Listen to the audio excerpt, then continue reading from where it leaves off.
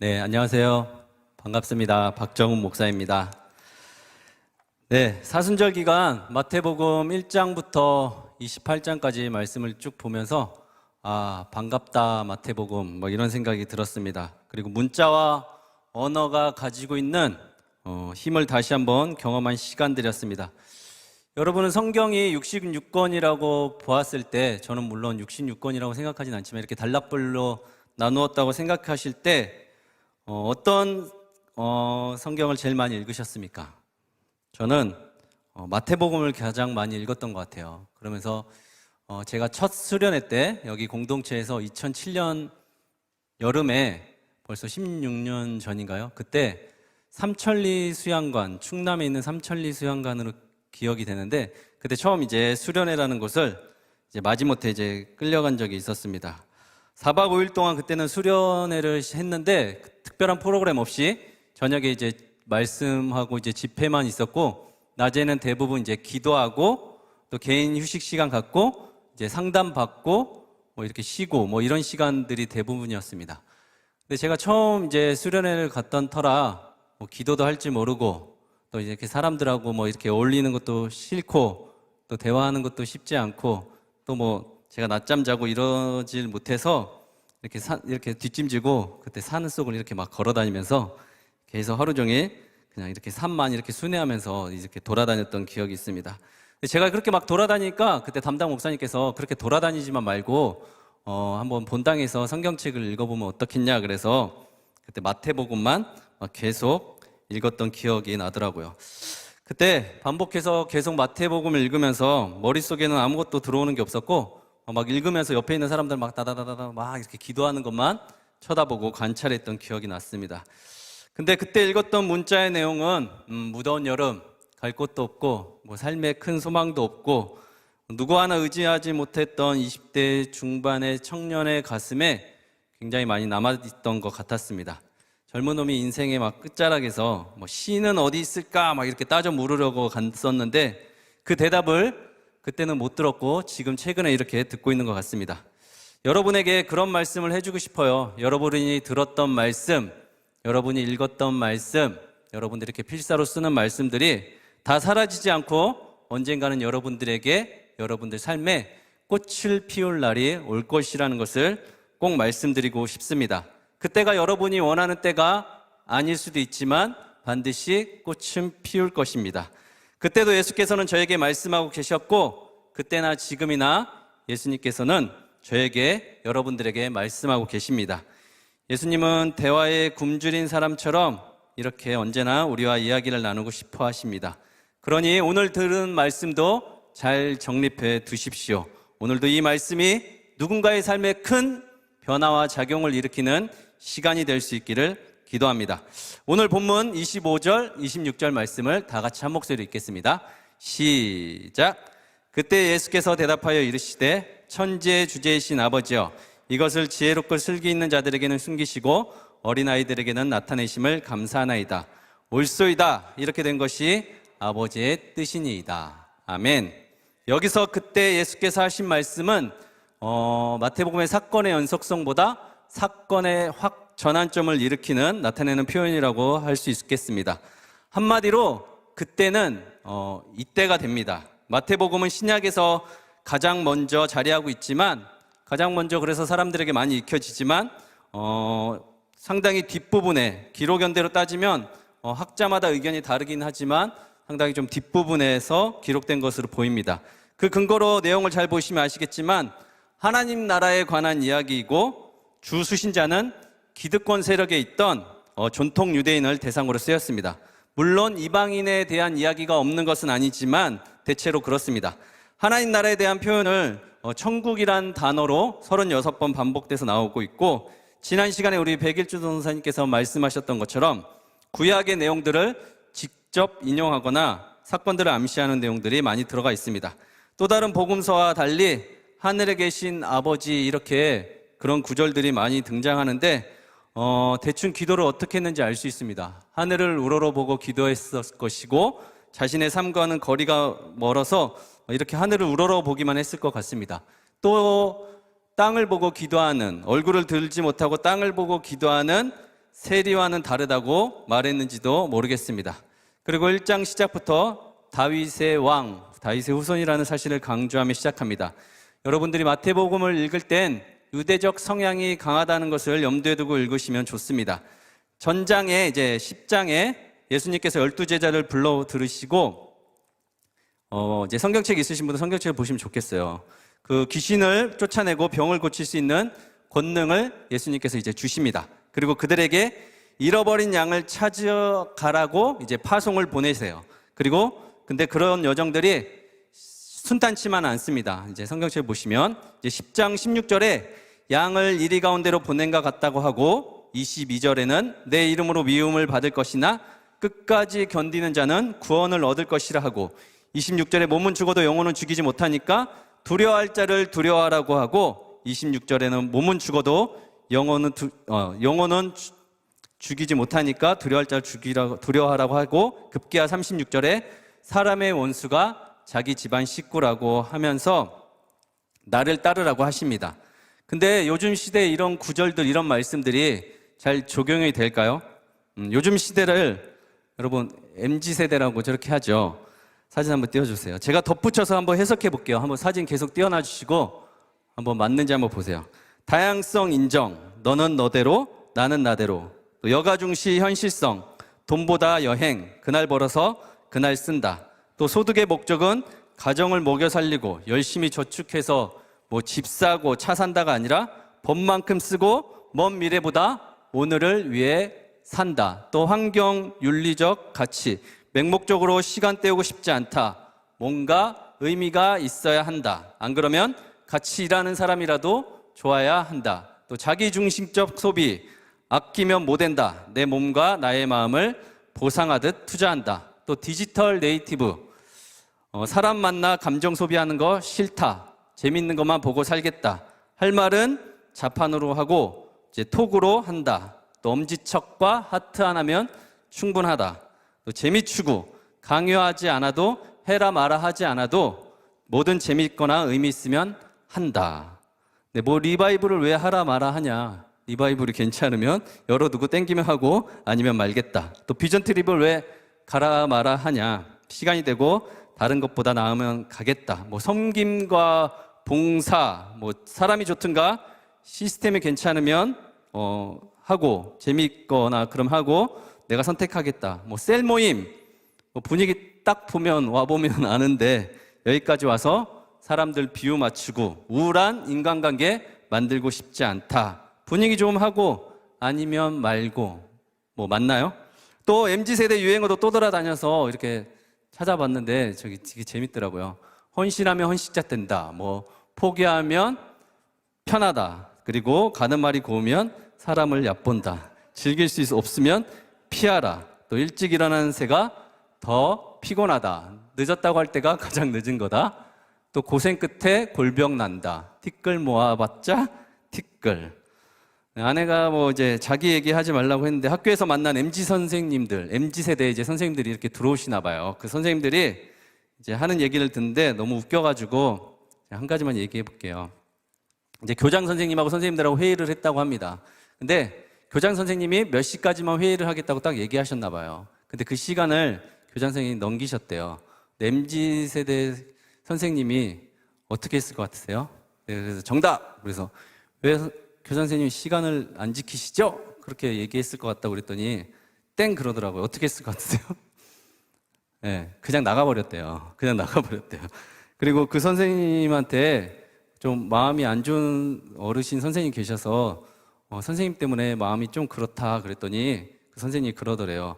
나는 괜찮은데 왜 마음이 그러시냐고. 기분 그냥 푸시라고. 그래서 제가 사과는 못하고 선생님이 그렇다고 하니까 그냥 선생님 기분 잘 관리하시라고 이렇게 얘기했대요. 한마디로 뭔가 틀린 말은 아닌 것 같은데 좀 싸가지가 없는 것 같은. 네, 그러나 여기서 중요한 게 있어요. MZ세대를 나이와 시대에 따라 분류하는 건 잘못된 거라고 하더라고요. 나이보다 개인의 성향이 더 중요하다고 합니다. 저기 또 사진을 보면 시대별로 유행했던 단어들도 있었던 것 같아요. 한참 우리나라 경제가 성장할 때 80년대 제가 어렸을 때 온 국민이 막 부자 되세요, 부자 되세요 할 때가 있었어요. 여러분들 아시는 분은 아시겠지만, 네, 그리고 정말 좀 먹고 살만 하니까 건강에 관심이 생겨서 또 뭐가 막 나왔냐면 이제 웰빙이라는 단어가 막 나오기 시작했어요. 또 웰빙, 몸이 건강한데 근데 몸 건강하고 나니까 정신적으로, 신경적으로 이제 아픈 사람들이 많이 계셨었어요. 그러니까 그 뒤로는 힐링이라는 단어들을 많이 사용했던 것 같고, 요새는 이제 막 그러고 나서 이제 첨단화되고 뭐 기계화되고, 그러니까 기계와 이제 공존하며 사는 시대가 오니까 코딩을 말하는 시대가 오고 막 그런 것 같습니다. 말씀을 준비하면서 저 역시 많은 세대들을 이렇게 거치면서 여기까지 왔구나, 그런 생각이 들더라고요. 덕분에 저도 여러분들과 같이 있으면서 여러분들에게 꼰대 소리 듣기 싫어서 성격과 기질을 많이 내려놓고 애쓰며 산다는 생각이 들었습니다. 그렇게 11장에 와서 이제 세례 요한의 질문과 예수님의 대답이 나오는데, 그때 그 당시를 진단한, 그 세대를 진단한 아주 중요한 말씀이 나옵니다. 우리 11장, 마태복음 11장 16절 17절 말씀을 다 같이 한 목소리로 읽겠습니다. 시작.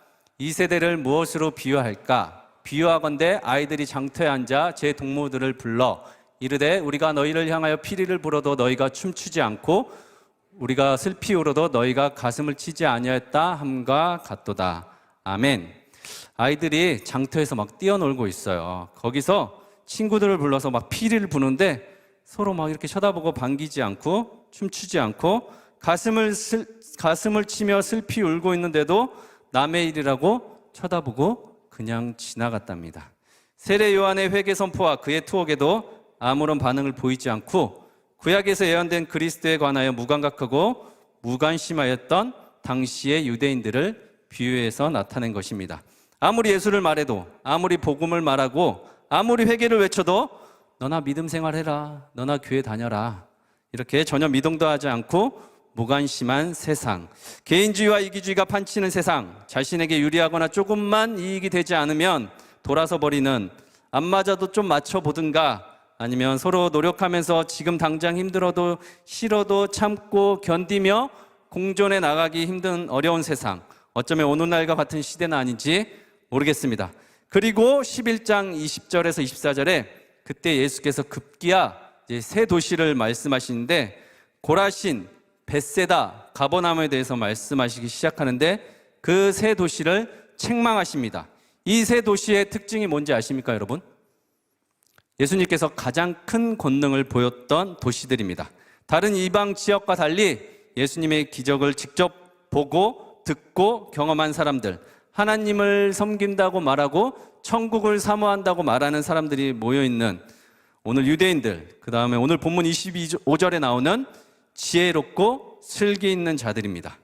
이 본문만 봤을 때는 저도 이상하다 했습니다. 성경에서 어지간해서 지혜와 슬기를 말하지 않을 텐데 왜 그들에게는 하늘나라를 감추시고 또 어린아이들에게는 나타내셨을까?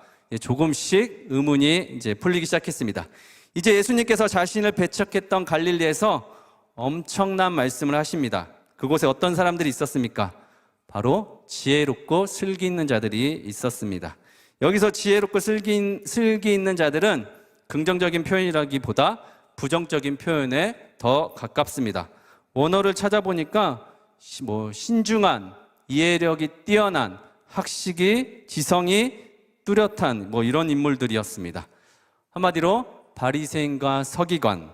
그러나 저는 이 세대를 통틀어 그의 근본적인 가르침에 반하는 모든 사람들을 말하고 있다고 생각합니다. 그와 반대로 어린아이는 해석할 것도 없이 순수한, 때묻지 않은, 있는 그대로 그냥 받아들이는 어린아이를 표현하고 있습니다. 근데 이번에 새롭게 발견한 건데 저는 이 어린아이가 파이디온인 줄 알았어요. 파이디온. 근데 원어 사전을 찾아보니까 네피오이스로 해석을 하고 있더라고요. 파이디온하고 네피오이스의 차이는 뭐냐면 파이디온은 그냥 어린아이고 네피오이스는 그보다 더 어린 갓난아이를 뜻하고 있습니다. 무슨 뜻일까요? 순수함을 넘어서 단순한, 그냥 보이는 대로 행동하고 들리는 대로 반응하는 이것저것 전혀 가미되지 않은 갓난아이를 말하고 있습니다. 저는 어떨 때는 우리 사랑 어린이집 친구들이 파이디온 갔다가도 어떨 때는 네피오이스 같다는 생각이 들더라고요. 정말 조금의 계산도 없는 본능대로 행동하고 단순하게 행동하는 아이들. 그때 예수께서 지금 이때 두 분류로 나눠서 이야기하고 계십니다.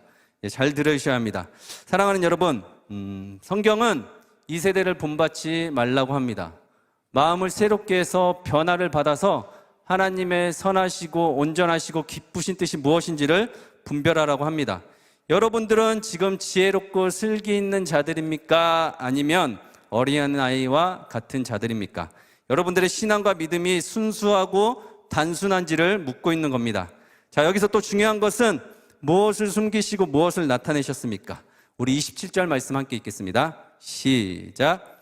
내 아버지께서 모든 것을 내게 주셨으니 아버지 외에는 아들을 아는 자가 없고 아들과 또 아들의 소원대로 계시를 받는 자 외에는 아는 자가 없느니라. 아멘.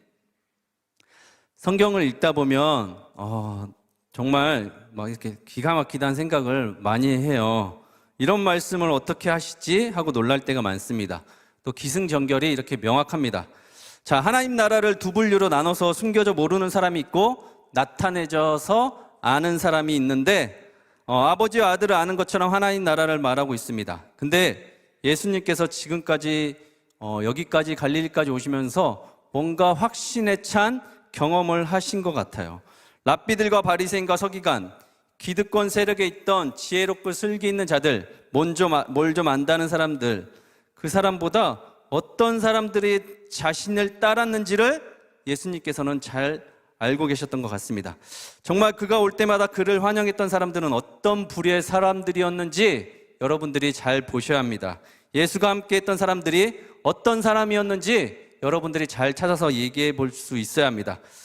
요새 넷플릭스에서 반영되고 있는 나는 신이다라는 것 때문에 사이비 종교 문제가 다시 도마 위에 올라가 있는 것 같습니다. 심지어는 지난주 뉴스를 보셨는지 모르겠지만 중국에서는 보셨는지 모르겠어요. 나는 부처다. 보셨나요? 나는 부처다라고 자신이 이제 환생한 부처라고 이제 자신이 복을 빌어주고 이제 절을 짓는다고 돈을 가로채고 자신의 말을 듣지 않으면 천벌을 받는다고 여신도들을 막 성폭행했다고 합니다. 근데 놀라운 거는 그들의 처벌 근거, 이제 형사소송법의 처벌 근거가 강간이나 강제추행이 아닌 준강제추행으로 이제 폭행이나 협박, 강요에 의한 처벌이 아니라 심신상실에 의한 항거불능, 한마디로 제정신이 아닌 상태에서 자발적으로 그랬다는 것입니다. 심리적 지배하에 이루어진 그루밍 범죄, 정말 무섭습니다. 사람을 현혹시키고 이용해서 세상에서 사람이 제일 무섭습니다. 또 넷플릭스에서 요새 최고의 인기를 누리고 있는 프로그램이 뭐가 있습니까, 여러분? 다 보고 사시죠? 네, 과거 학폭으로 인한 주인공의 처절하고 짜릿한 막 스릴 넘치는 복수, 한편의 드라마로 끝나지 않고 사회 전반에 영향을 끼치고 있습니다. 고위공직자 후보가 아들의 과거의 학폭 때문에 청문회까지도 못 가보고 이렇게 낙마하는 일도 있고, 운동선수, 연예인들 할 것 없이 과거의 학폭으로 인해 이제 사회적 문제로까지 제기돼서 정부에서는 이제 법을 고치겠다고 야단입니다. 근데 거기 프로에서도 문제아로 나오는 그 여자분이 대형교회 목사 딸로 나온다면서요. 맞나요? 다 알면서 왜 모른 척 하세요? 사실 저는 여러분 전에도 말씀드린 것 같은데 저는 TV를 보지 않습니다. 근데 볼 시간도 없고 화면으로 이렇게 뭔가를 집중해서 보는 걸 힘들어합니다. 그냥 친구가 연출하는 연극을 보러 다니는데, 그러나 저는 뉴스나 이제 칼럼을 이렇게 찾아서 보니까 그리고 제가 워낙 예민해서 의도하든 의도하지 않든 그것에서 뭔가 숨어있는 메시지를 이렇게 저 나름대로 해석하고 찾을 때가 있습니다. 여러분들은 공감할지 모르겠지만 제가 느끼는 두 작품의 공통점이 뭔지 아십니까, 여러분? 저랑 같은 생각을 하고 있는 사람 있으면 저한테 카톡이라도 나중에 보내주세요. 저는 두 작품의 특징이, 작품이라고 얘기하기도 싫은데 아무튼 두 프로그램의 특징이 반기독교적 정서입니다. 신은 없다. 신은 인간의 삶과 무관하다. 종교는 기독교는 허울이고 진정 영혼까지 갈 것도 없이 인간의 삶에 아무런 영향도 미치지 않는다. 교회 안 다니는 사람들은 당연히 이런 생각을 하면서 볼 것이고, 교회 다니는 사람들도 그런 프로를 보시면서 맞아, 인간은 다 똑같아 하면서 보시지 않을까요? 삶과 신앙과 분리, 예수와 인간과 분리, 다 따로따로 문화활동 하듯이 일요일에 너희들은 교회 가는 사람들, 그냥 이렇게 구분하지 않을까요? 여러분들 속으로 한번 대답해 보세요. 여러분들은 무엇을 믿고 사십니까? 여러분들의 믿음의 근거는 무엇입니까? 누가 여러분들에게 무엇을 믿냐고 말하면 여러분들은 무엇을 말하겠습니까? 그리고 여러분들이 생각하는 신의 조건, 요건은 무엇입니까? 여러분들에게 구원자가 되려면 여러분들에게 구원자의 조건 같은 게 있으십니까? 그것이 여러분들의 삶을 조금이라도 움직이기는 하십니까? 여러분, 복음은 머리로 이해하는 것이 아니라 가슴으로 전해져 내려와 살아내는 것입니다. 예배를 잘 드렸다, 예배가 은혜로웠다 하는 말의 의미를 우리는 곱씹어서 한번 생각해 볼 필요가 있습니다. 요즘 시대의 예배의 만족도는 이렇게 똑부러진 말투와 억양과 어휘, 또 실력 있는 찬양단과 화려한 무대, 조명들, 또 좋은 세션들, 또 지식과 알찬 내용들, 또 한 번도 들어보지 못했던 여러 가지 이야기들, 그걸 통틀어 예배가 좋았다라고 한다면 그냥 저희는 여러분들에게 예배 서비스를 제공한 것이고, 여러분들은 그거에 맞는 교회들을 골라서 그 서비스에 만족했다고 여기는 것과 다를 게 없을 수도 있습니다. 지혜롭고 슬기 있는 자가 되기 위해서 여러분들은 이 자리에 나오셨습니까? 아니면 네피오이스 되려고 이 자리에 나오셨습니까? 1년 전과 오늘, 그리고 오늘 예배 드리고 나서와 그 다음의 삶이 여러분들의 인생에 아무런 영향도 미치지 않는다면 세상 사람들이 생각하는 대로 종교는 없다, 신은 없다, 종교는, 기독교는, 개신교는 인간의 삶에 아무 영향도 미치지 않는다와 맞아 떨어질 것입니다. 그러니 지성인들이, 젊은 사람들이 교회에 안 나오는 것이 어쩌면 당연한 건지도 모릅니다. 진짜 성공적인 예배와 예배의 완성은 무엇인가 고민해 봐야 합니다. 교회 문 밖에서 이 말씀을 적용하고 사셔야 합니다. 계시를 받은 자 외에는 하나님도 그 아들도 아는 자가 없으니까 여러분들이 정말 하나님을 알고 여러분들이 정말 계시를 받은 사람이라면, 하나님을 아는 사람이라면 그것에 맞게 살아내는 것입니다. 그것이 예배 완성이고 온유하고 겸손한 멍에를 지고 사는 것입니다. 머리로 알고 이해하는 지적 능력이 아무리 뛰어나도 가슴으로 느끼고 반응하는 것이, 그런 단순한 순수한 믿음이 없다면 사람들이 자신을 볼 것이라고, 그런 사람들이 자신을 만날 것이라고 주님께서 말씀하십니다. 정말 이 말씀 그대로 예수 곁에는 여자와 어린아이 포함하여 항상 그렇게 소박하고 어려운 사람들이 그를 만났고 그의 곁에 있었습니다. 또 오해하지는 마십시오. 힘들고 어려운 사람들, 가난하고 그런 사람들만 주님이 만나주시는 건 아닙니다. 심령이 가난한 자들에게 천국이 예비되어 있고 애통한 자들이 위로를 받을 것이며, 다 망하고 다 쓰러져도 측인이 여기며 입을 맞추는 분이 주님이시라는 것을 말씀드리는 겁니다. 그리고 이제 결론으로 예수님께서 명령하시며 선포하십니다. 우리 28, 29, 30절 말씀을 다 같이 한 목소리로 읽겠습니다. 시작.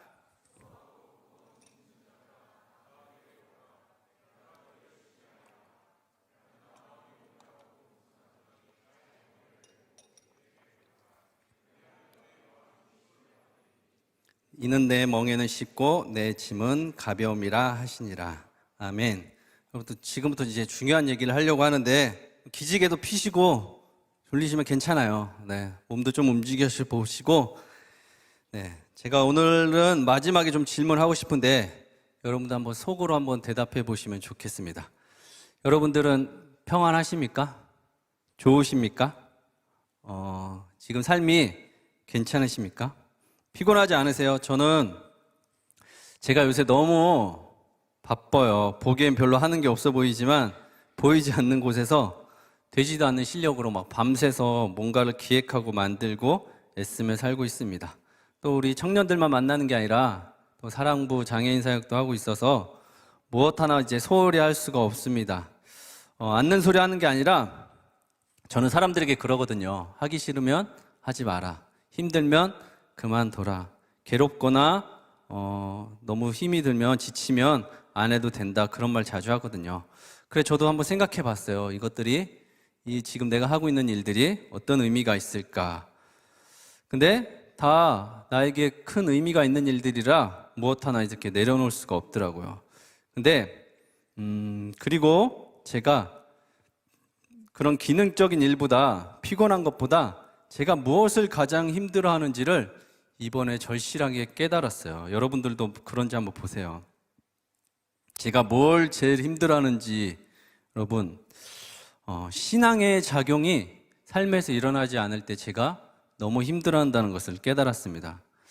내가 그렇게 기도하고 그렇게 마음을 주고 그렇게 했는데 뭔가 작용들이 일어나지 않는 거 그런 것들에 대해서 제가 굉장히 힘들어하고 답답해한다는 것을 깨달았어요. 겨울 수련회 이후로 이제 청년들을 좀 만나고 있는데 뭔지 모르게 답답하고 안타까운 마음이 드는 청년들이 있어요.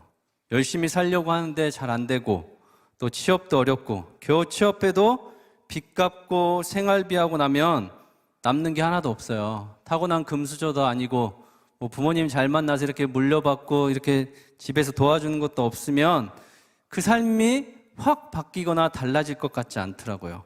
또 어려운 시험을 준비하는 청년들, 또 어렵게 전공을 살리고 싶지만 전공대로 잘 되지 않아서 뜻대로 되지 않아서 다른 곳으로 이렇게 눈을 돌려 하는 청년들, 너무 삶이 지치고 힘듭니다. 잔소리하기 싫은데 잔소리하지 말아야 하는데 막 이렇게 잔소리가 막 이렇게 목까지 올라오고 나도 내 인생 하나 버거운데 남의 인생 이래라 저래라 하고 싶지도 않고 저도 답답하고 지치더라고요. 오늘 본문에 수고는 육체적으로 지쳐있는 상태와 감정적으로 용기를 잃고 낙담한 때 모두를 가리키고 있습니다. 거기에서 끝나지 않고 무거운 짐까지 지고 있습니다. 여기서 무거운 짐은 그 당시 아까 말한 기득권 세력들, 하나님을 안다고 말한 사람들, 종교적 행위를 하고 있는 사람들의 그런 율법적 관행과 짐까지 얹은 것을 이야기합니다. 또 하나는 자신의 죄로 인해서 짊어지는 죄의 짐일 수도 있습니다. 사랑하는 여러분, 직업에는 귀천이 없어요. 직업에는 천한 것도 귀한 것도 없습니다. 육체적 노동은 저는 신성한 것이라고 생각합니다. 땀 흘리고 수고하여 밭의 소산을 먹고 사는 것이 창조의 질서의 원리라고 생각합니다. 다른 사람들과 비교하지 마시고 여러분들의 일을 열심히 하시면서 사십시오. 근데 세상은 사람들은 그에 대한 보상으로 다른 욕망을 추구하고 사는 것 같습니다. 저 역시도 그랬던 때가 있었던 것 같아요. 육체 쾌락과 종욕을 즐기며 나의 땀 흘리고 수고한 노동의 대가를 이렇게 받겠다 이러면서 살았던 적이 있던 것 같아요. 우린 모두 다 수고하고 무거운 짐진 사람들입니다. 그것을 어떻게 해결할 수 있을까요? 여러분, 어떻게 하면 자유로울 수 있을까요? 짐을 내려놓으면 좀 괜찮아질까요? 짐을 내려놓을 수 있기는 할까요?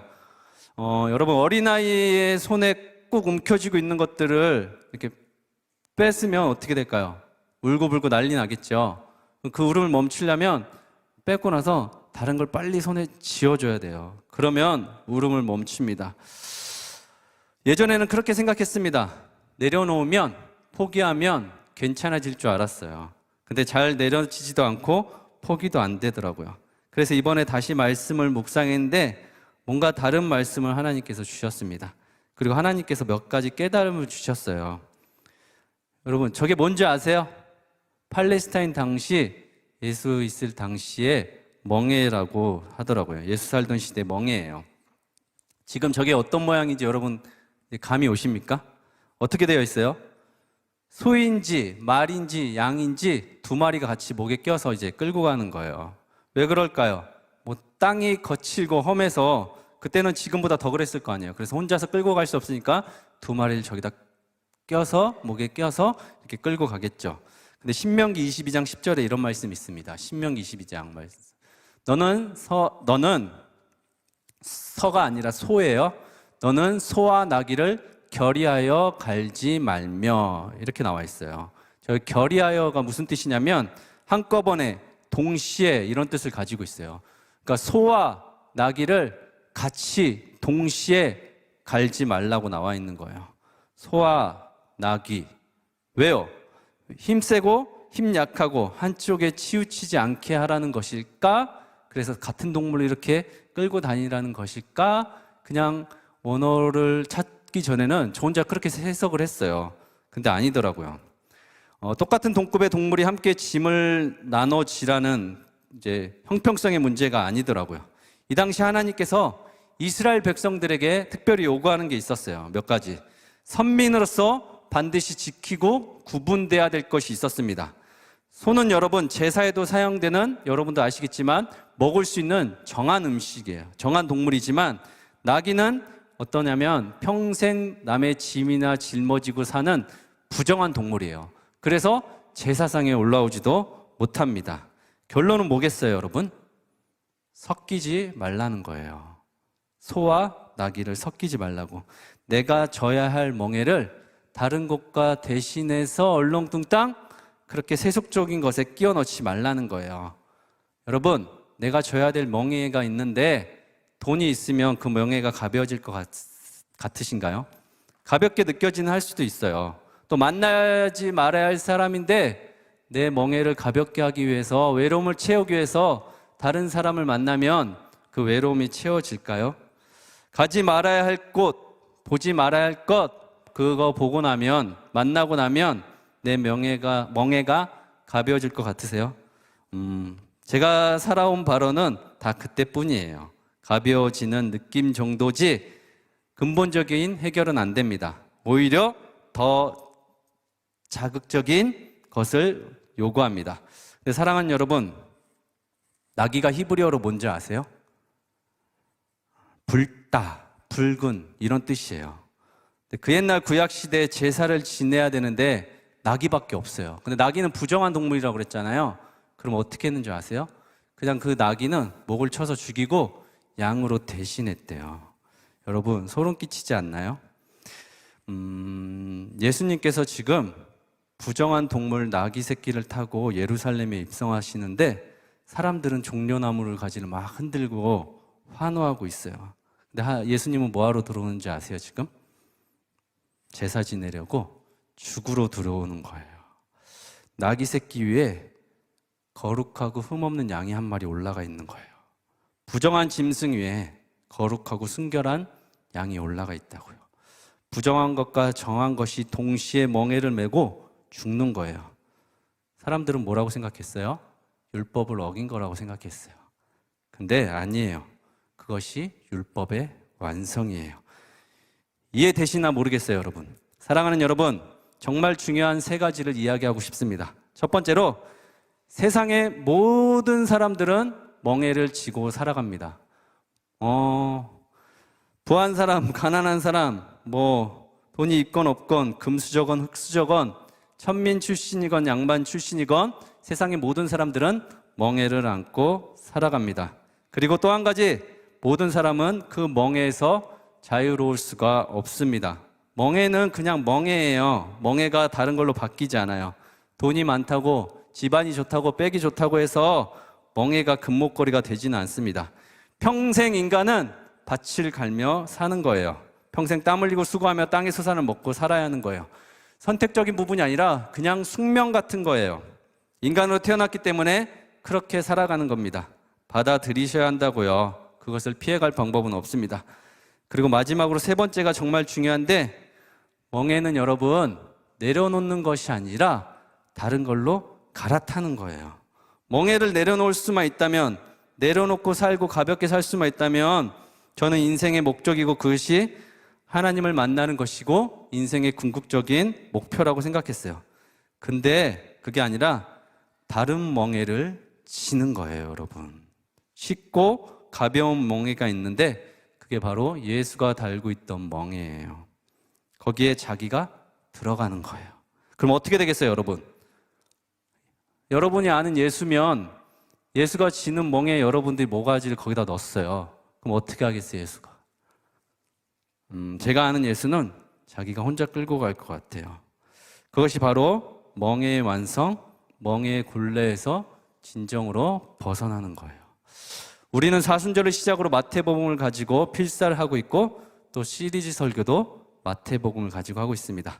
저도 마태복음을 한번 처음부터 쭉 보면서 막 눈물 자국도 찾고 막 꾸깃꾸깃하고 옛날에 봤던 거, 그다음에 막 동그라미 친 말씀도 다시 한번 깊이 묵상하면서 이제 말씀을 쭉 보는데, 여러분 이제 성경책 있으면 한번 마태복음 1장 한번 펴보시겠어요? 마태복음 1장 족보에 관한 이야기가 쭉 나와요. 마태복음 1장에 보면 족보에 관한 이야기가 쭉 나오는데, 잘 보시면 1절에 아브람과 다윗의 자손 예수 그리스도의 계보라 이렇게 나오면서 16절에 마리아에게서 그리스도라 칭하는 예수가 나올 때까지 계속 낳고 이렇게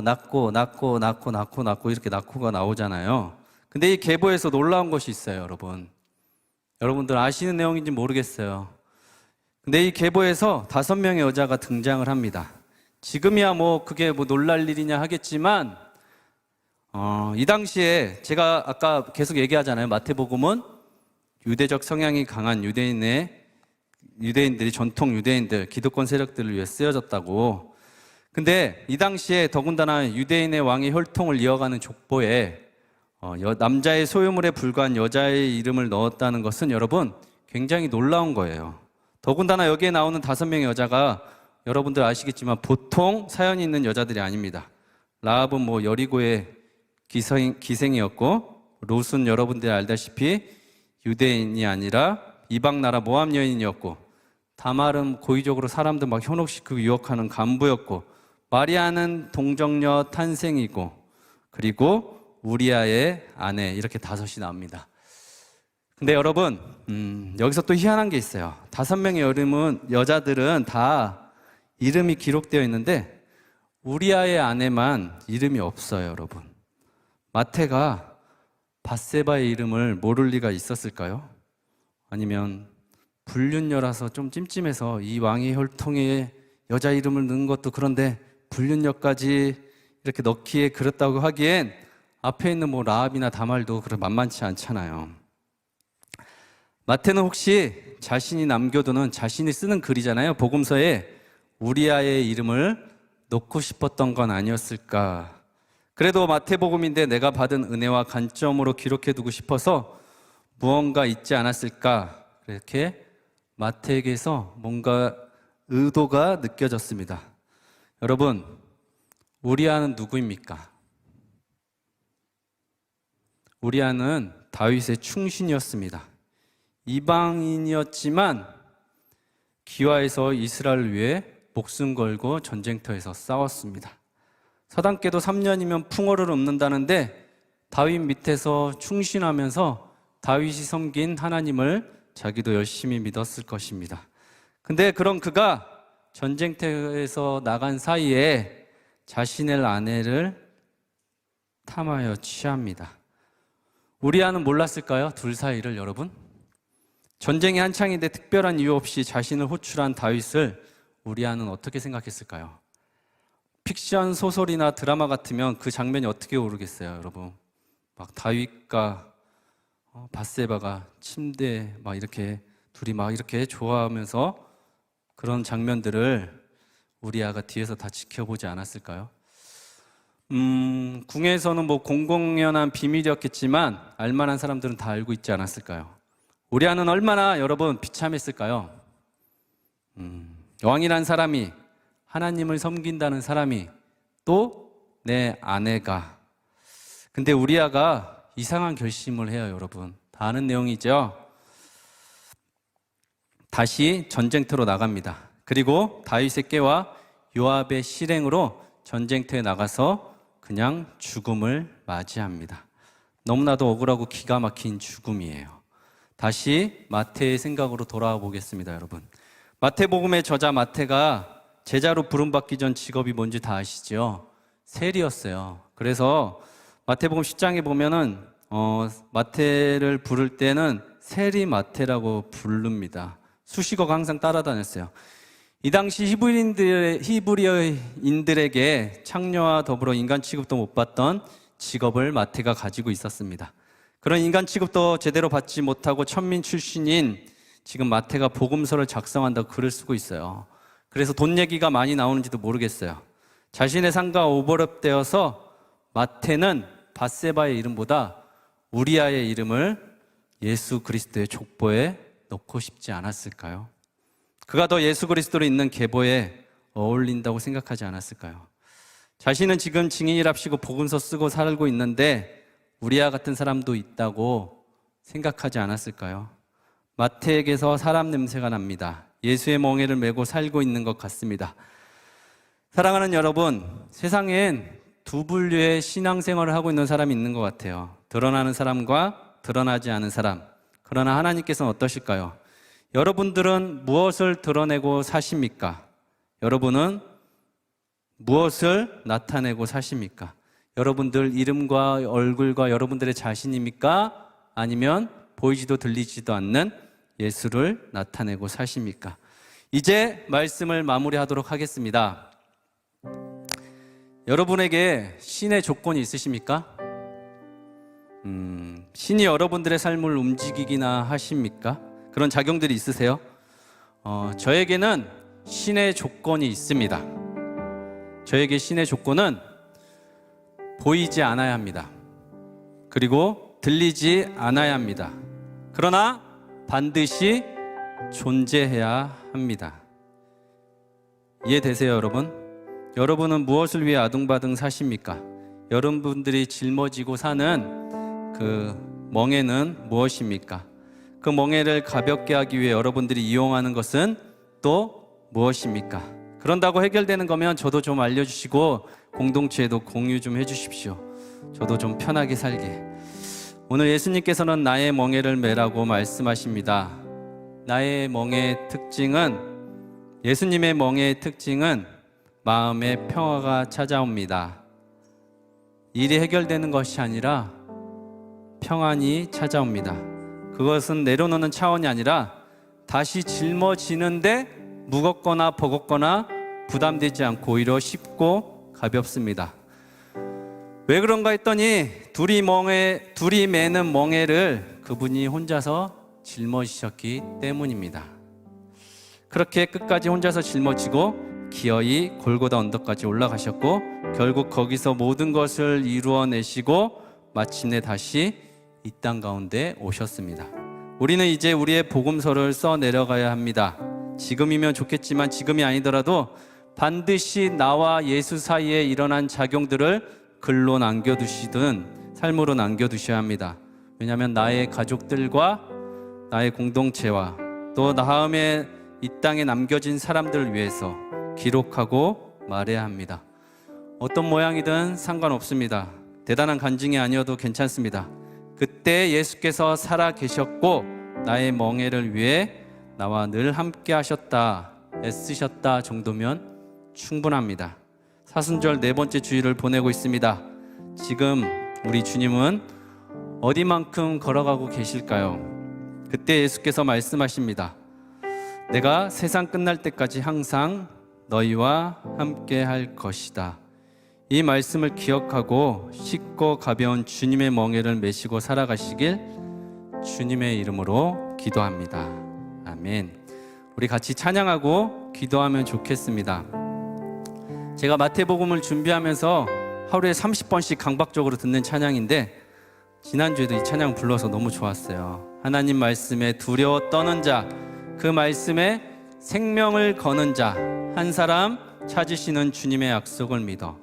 하나님 말씀에 운명을 거는 자, 순종하며 주 따라가는 자, 영원한 하나님 나라 이뤄갈 주의 교회여 일어나라. 우리 이 말씀 앞에서 같이 찬양하도록 하겠습니다. 말씀 앞에서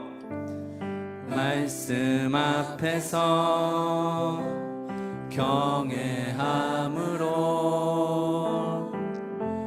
주께 홀로 섭니다. 생명의 말씀 읽고 순종해 주를 말씀 앞에서 경외함으로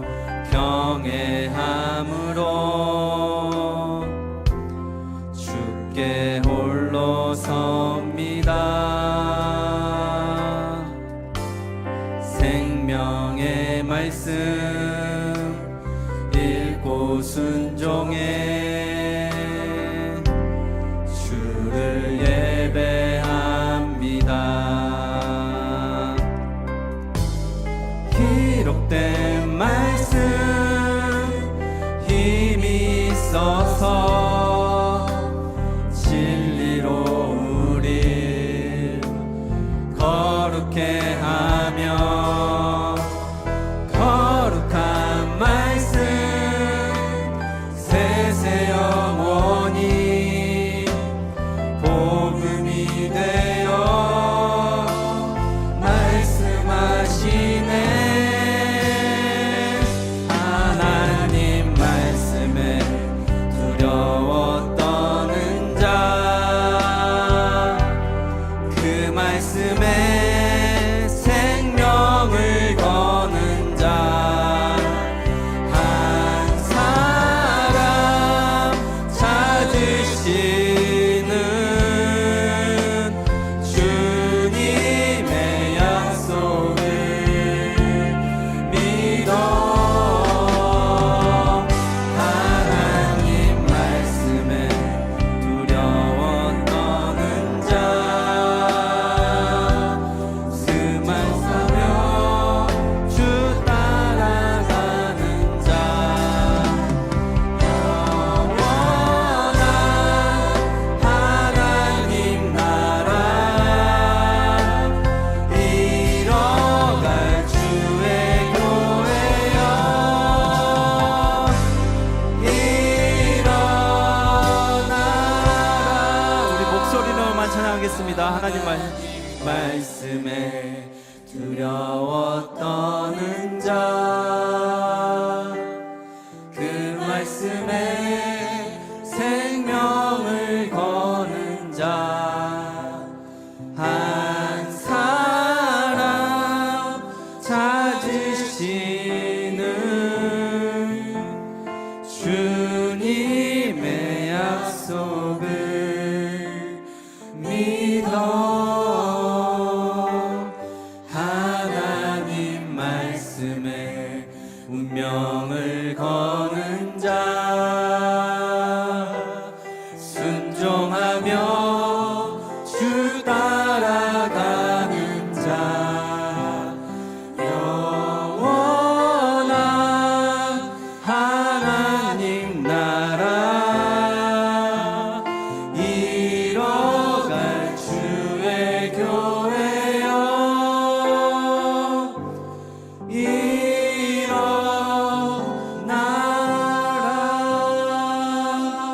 사랑하는 여러분, 잠깐 눈 한번 감아보세요.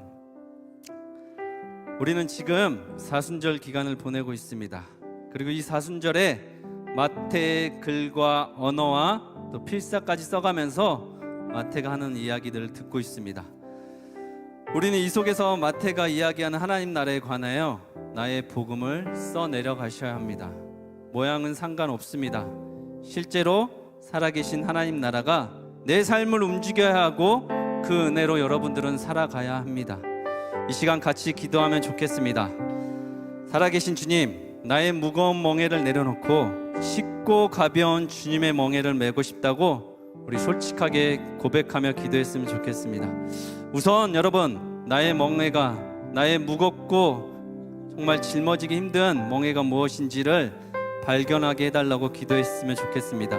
그것을 발견하셨다면 그거 내가 지고 싶지 않습니다. 주님, 내가 그거 짊어지기에 너무 버겁습니다. 감당이 안 됩니다. 잘 해결이 안 됩니다. 주님, 좀 도와주십시오. 이렇게 같이 고백하며 기도하면 좋겠습니다. 이 시간 우리 주님의 이름 크게 한번 부르고 같이 기도하도록 하겠습니다. 주여! 살아계신 아버지 하나님, 쉽고 가벼운 주님의 멍에가 무엇인지를 발견하고 그 멍에를 메고 살아갈 수 있도록 주님 도와주시옵소서. 주님 주님의 나라와 의가 이곳 가운데 이 땅 가운데 임할 수 있도록 하나님 역사하여 주시옵소서. 하나님 주님께서 뜻하신 바 의도하시는 바그 길로 갈 수 있도록 함께하여 주시옵소서. 하나님 나라가 이곳 가운데 임하기 원합니다. 하나님 이곳 가운데 오십시오. 우리 청년들의 삶의 무거운 멍에들을 주님께서 대신 짊어져 주시옵소서. 우리 청년들도 알지 못하는 정말 무겁고 무거운 멍에가 무엇인지를 우리 청년들이 발견할 수 있게 하여 주시옵시고 그 멍에를 주님 앞에 내려놓을 수 있도록 주님 함께하여 주시옵소서. 주님이 일하실 것을 믿습니다. 주님의 나라가 이곳 가운데 올 줄 믿습니다. 살아계신 아버지 하나님, 우리 청년들의 기도 제목에 연락하여 주시옵소서. 하나님 세속적으로 올라가지 않게 하여 주시옵시고 세상의 문화에 빠지지 않게 하여 주시옵시고 세상의 유혹에 휩쓸리지 아니하고 하나님의 말씀을 따라 살아갈 수 있도록 우리 청년들 한 사람 한 사람을 주님께서 붙들어 주시옵소서. 하나님의 말씀에 운명을 걸고 하나님의 말씀에 자신의 삶을 들여 영원한 하나님의 나라를 경험하며 살아갈 수 있도록 주님 일하여 주시옵소서. 하나님 나라가 우리 청년들 가운데 일할 줄로 믿습니다. 주님 어서 오시옵소서. 주님 어서 오시옵소서.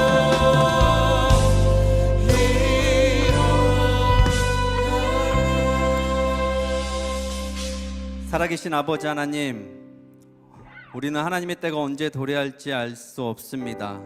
하나님께서 홍수가 나고 노아에게 방주를 만들라고 하시고 그곳에 들어가라고 그렇게 큰 방주를 만들어 주셨지만 하나님 사람들은 먹고 마시고 시집가고 장가드느라고 그냥 무감각하게 일상을 살았습니다. 하나님, 우리는 그런 인생을 살지 않도록 주님 날마다 삶 가운데 주님을 경험하고 만날 수 있도록 주님 도와주십시오. 마태가 말한 하나님 나라가 우리 청년들의 삶에도 임할 수 있도록 성령 하나님 늘 함께하여 주시옵소서. 우리 청년들이 지금 기도하고 있습니다. 주님의 나라를 사모하고 있습니다. 간절히 사모하는 자에게 주님의 나타내심을, 주님의 계시를, 우리 섭리를 주님 우리 청년들 가운데 나타내 주시옵소서. 그렇게 일하실 주님을 믿고 기대하며 살아계신 예수님의 이름으로 기도드립니다. 아멘.